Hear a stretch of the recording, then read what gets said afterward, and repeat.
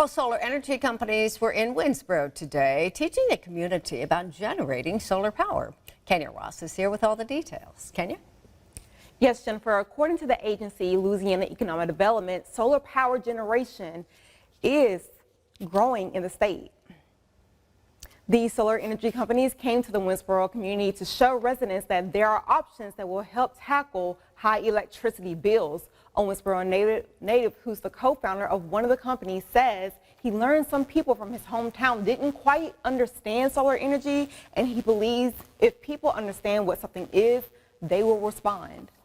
Being able to sustain, have energy power. What I mean by sustainability is that if you lose power from the grids, you lose security of your family, you lose a way of doing business. But if you have solar energy that's sustainable, because the sun is going to be coming up every day, you're going to be sustainable. And according to our March 2024 report, from Energy Sage, a solar marketplace, Louisiana's average cost of a solar panel installation ranges between $14,000 and a little over $18,000. But coming up at 10, I'll tell you where residents can get that financial assistance. Jennifer?